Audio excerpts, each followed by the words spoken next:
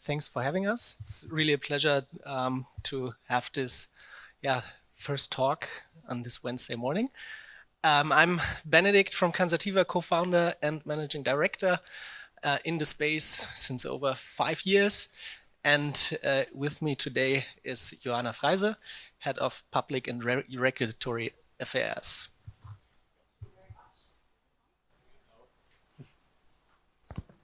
Let's try this. Perfect, great. Yes, and we brought another presentation on the current developments in legalization here in Germany. I know it's not the first time you heard it on this conference. You heard some presentations yesterday, but we want you to take home 3 main takeaways today. On one side, we have some great international examples that we need to look at, and we need to draw our insights from there to really create insights on how the development in Germany might turn out. Secondly, we want you really to understand how the governmental structures and processes work, not only on the topic of legalization at the moment that's going on, but also what actually comes after the point that the bill is going through. And thirdly, and most importantly, that turns it all in, is the implementation readiness. Because I think that's a topic we as an industry also need to talk about what comes after. So before we go into all of these 3 points, Benedikt will tell us a little bit what happened in the 5 years. Yeah, so first of all, very short recap what happened in the past 5 years in the German market. First of all, we have really a good and existing medical cannabis market.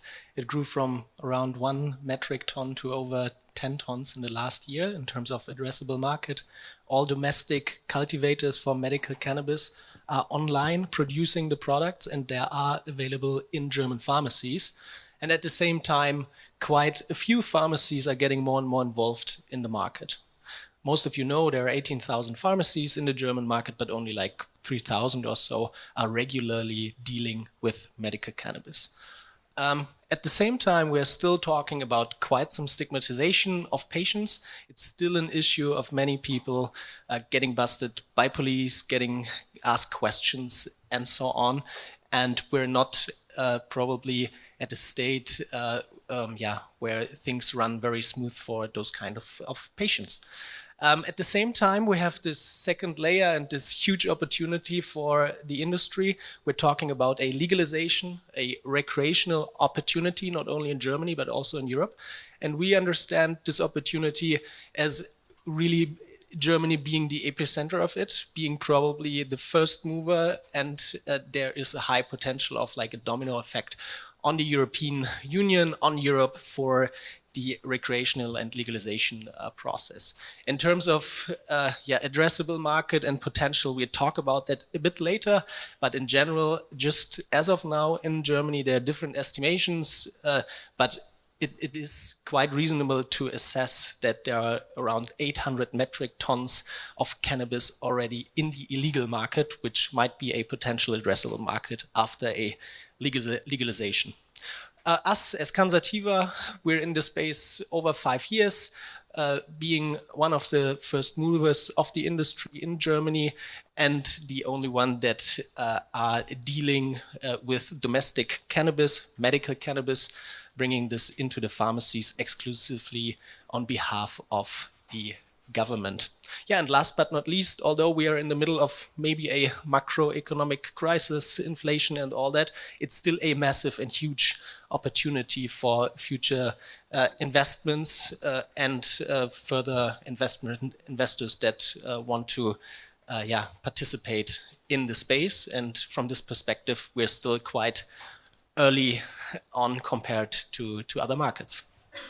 So what we really see is that we have an accelerated adoption in the past month, actually, and the anticipation is growing. We see that multiple groups are talking about this topic, are interested in this topic. So this is a really nice development that we see in the industry. But let's be honest, it's still super complicated, highly regulated market, especially on the supply chains. And so that the B2B market is only slowly establishing. And that's something that we need to enable and empower. And as Benedikt just said, there's still no easy way for patients to actually buy cannabis. And that's something we're trying to change. So let's look at international markets. How did they get to that topic? How did they take on the topic of legalization? And Benedikt will talk about a not so good example first. Yeah, so first of all, we brought two examples today, Netherlands and also Canada, and we want to go through them on a very rather high level. But first of all, what maybe went wrong in other countries during a legalization or decriminalization process. If we look into Netherlands, probably a country many people in Europe would refer to when it comes to a legal cannabis system. It's maybe, let's say, a gray zone legalization. We have severe issues within the supply chains there.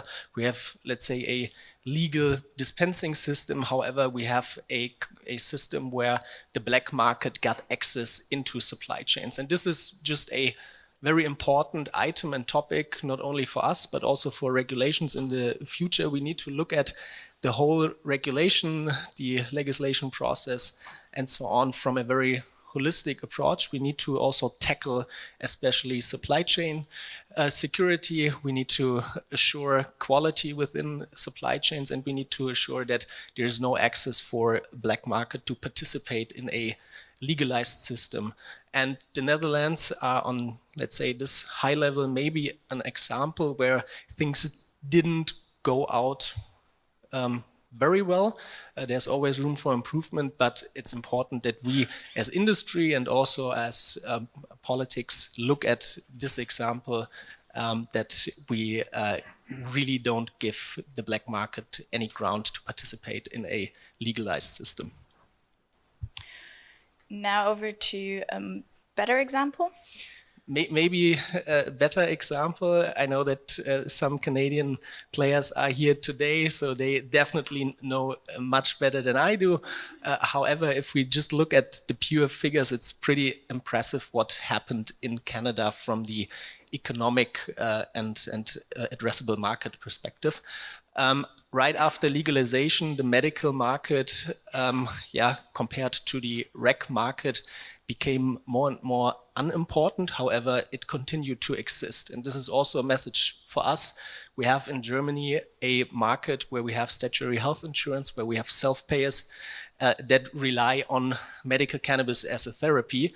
And if we look into this market in Canada, it's pretty likely that we continue to have a medical market also in Germany.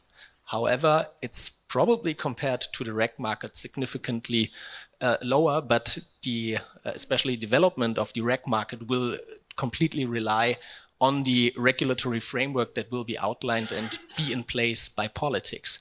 We need the right pricing for consumers. If we have too high taxes, it won't be attractive for anyone to go into a maybe future licensed dispensary in Germany or pharmacy to buy recreational cannabis if let's face it, you can still WhatsApp your dealer and he brings you the product to your home for the same price or even a lower price. And this is important if the overall goal is to drain out the black market. We need to be competitive, especially on pricing, but also in terms of product and product quality, so to say, and what is product demand. And if we look into Canada, I know there are different figures. What are the estimations? How many people moved from a illegal black market into a legal market? But it seems like that after 2 or 3 years after legalization, maybe every second, so 50% of the former black market users were transferred into a legal market. This figure is hopefully promising. However, from the German political perspective, the ultimate goal is to transfer all black market users into a legal market, which is probably unrealistic, but it is the goal, and it should be the goal not only for politics, but also for us as industry. From the economic perspective, obviously this increases our addressable market, but at the same time we can provide high quality products, secure supply chains and all that if most of black market users are transferred into a legal system. So from the numbers that we saw internationally, what are expectations in Germany? Yeah, so this is for me quite a let's say heavy picture. We're at the moment talking about like 15 metric tons annually medical cannabis market as addressable market in Germany as of 2021. Maybe this year this goes up to, let's say, 17.5 or even 20 tons. However, compared to the potential recreational market, this is very, very small. So we're talking about a factor of north of 40 times the current medical market. And obviously the 800 tons is one estimation. There are other estimations also from universities in Germany. They're talking about 400 tons. Others are actually talking about 1,000 tons. So it'll be somewhere there, but it's significantly bigger than the medical cannabis market. And we learned a lot over the last 5 years in the medical cannabis market, and it's important that we also put these learnings into the process, into the transformation. But this also is probably one of the explanations why we're talking today and also yesterday so much about recreational cannabis, because this seems like this massive and unique opportunity for us as an industry and also for like many, many consumers to get great and good cannabis in the future. And I wanted to use also the time here to highlight a little bit how the process actually started in the past weeks and months to really get going, and that's why I meant the anticipation is really growing. So we all know in the coalition agreement in December 21, the German government introduced that they would like to legalize cannabis, and then a lot of time nothing happened until our Ministry of Health, Mr. Lauterbach, said, no problem, we're gonna do it this year. Everybody in the back office got nervous and started really rambling and working. And on top of that, our Justice Minister, Mr. Buschmann, then said, no worries, we're gonna be able to buy the first joint over the counter in beginning of 2023. So of course, us as an industry, we got really excited, but we also know what kind of conversations we need to be having. So it was really nice to see 2 weeks ago that there was an announcement of 1 million funding for youth education, consumer prevention from our Ministry of Health, and even more exciting, the expert commissions, the expert consultation processes that started yesterday. And I'm sure you all heard what happened yesterday or what's going on at the moment in these 5 processes. And now we go over into a governmental summer break. That doesn't mean that nobody's working anymore. I'm sure in the background they're working a lot because they have quite things to do. And I'm sure if I walk around this room today and ask the people that were there yesterday, that listened to Peter, that listened to all the other introduction on legalization, you could tell me and answer all the questions to the legal process here in Germany. But where we are at the moment is we are at the consultation time with the committees of experts in the beginning, and we are all anticipating the first draft of the bill before they actually go into this very highly regulated process to go down the line until the second chamber to the Bundesrat. And that timeline really depends how fast and how many discussions will happen in the background on behalf of that bill. So that's why it's so important, and I think it's quite exciting that we have those expert committees at the moment to get all the informations that they need to create a very, very validated bill, so in order to have a more committed process at the end. So when I look at this, my key question would be, okay, bill passes the Bundesrat. Can we sell cannabis at this moment in time, or is there anything else to be considered? Yes, and actually that's the second and third point I want to talk about today. After the Bundesrat, the actual work begins.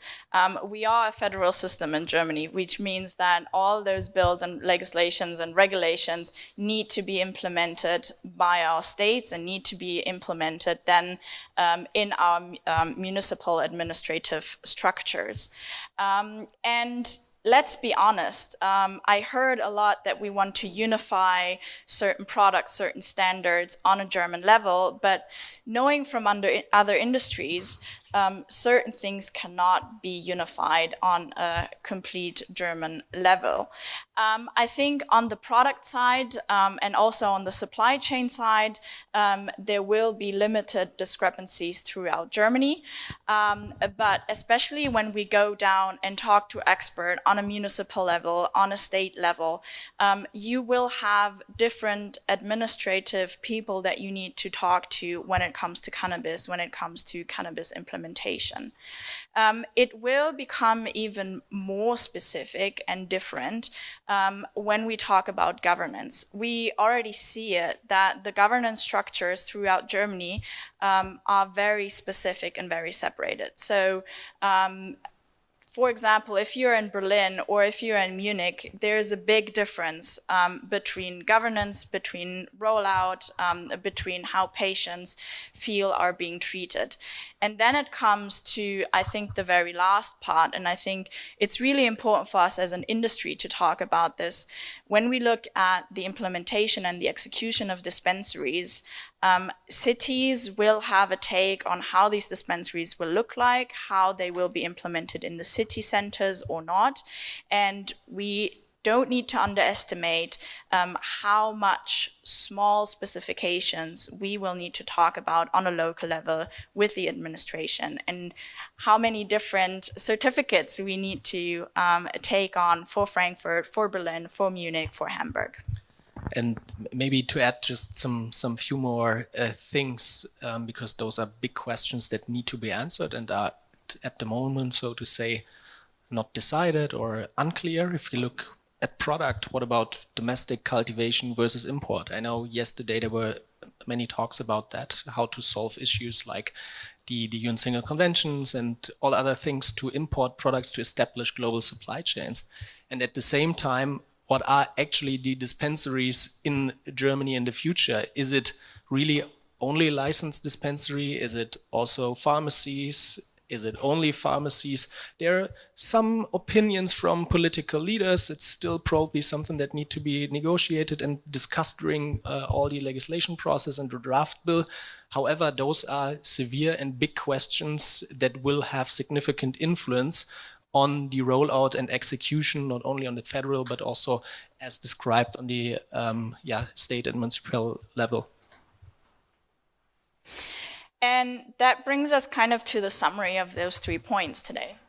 Yeah, so we wanted to give you 3 takeaways from our today's talk.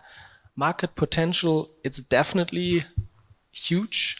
However, we need to be smart in the regulation. If we screw up things, especially on the pricing level, there won't be a successful cannabis industry. And pricing means also, especially taxation. What is the right framework that will apply here? And we definitely need to transfer insights from other markets. That's why I believe it's very valuable that we have at least for the medical cannabis market, a international industry already established in the German market, that we talk about things, what went wrong, what went well in other industries, and also influence that on the political level to bring those insights to the key decision makers when it comes to the bill and the lawmaking. Second, government relations. It's very important. Understand processes.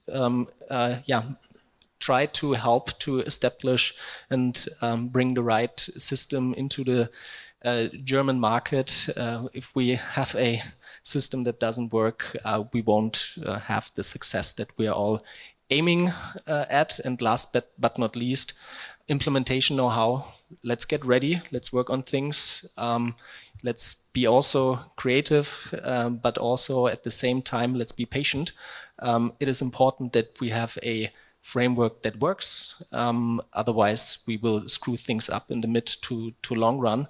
However, we believe that this opportunity, and that's a clear statement also from the ministers, this will be reality in this legislation period. This means this is definitely somewhere before September 2025. That's their commitment. And right now we're talking about month until the first start of sales of cannabis will be happening in Germany. And this is a massive and a great moment in time. And yeah, really thanks a lot for having us today. I think we have some time left over. We started a bit earlier, not sure about like the concrete agenda, but we're here also to answer questions as we have some minutes left.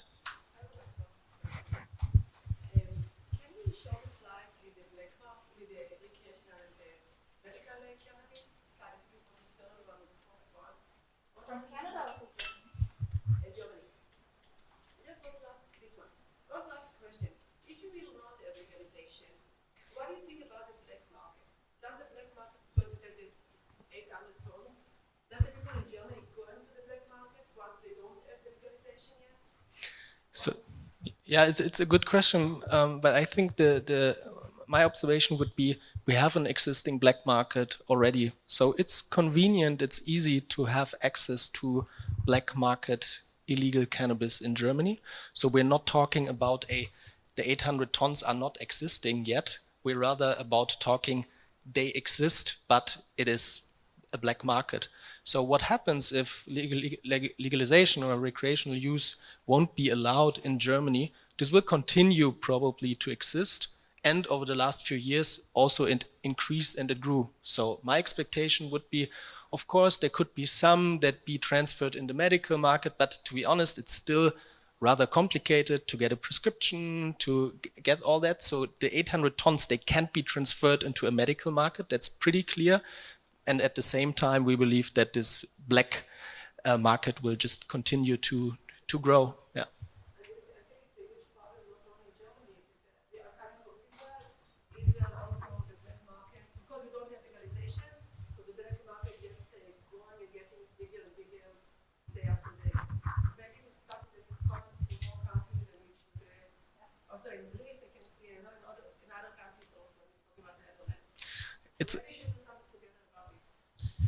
It's actually it is actually a important message also about like within the political discussion, because many politicians discuss the cannabis legalization, especially those that are against it, in the light of there is no illegal market. So they try to compare it to a world where we do not have a black market. That's a risk. The black market exists. The products are sold every day. And it will continue to grow. So it's an opportunity for the government, for us as a country, to actually legalize a thing and to also generate taxes and give access to a legal product.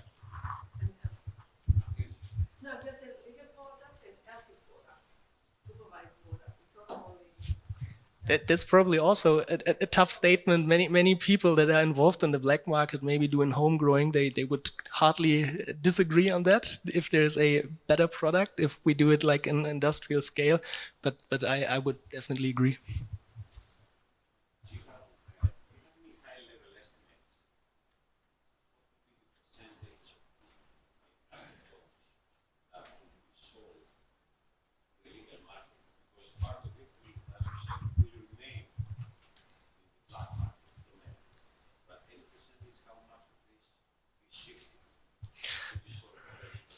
I mean, a lot of variables would depend on that. Let's say we come up in a system where, due to taxation, we end up at a price of, I don't know, 15 euros per gram. Then we're talking about, I don't know, 0 to 10%. Don't know. If we're talking about a competitive pricing scheme and a comparable product offering in terms of THC potency, in terms of different product stains and so on, I believe that there is a real chance after maybe 2 or 3 years to have maybe 50 or even more % transferred into a legal system. But that's like a guesstimation based on very, very many variables that are still in the political discussion and need to be decided.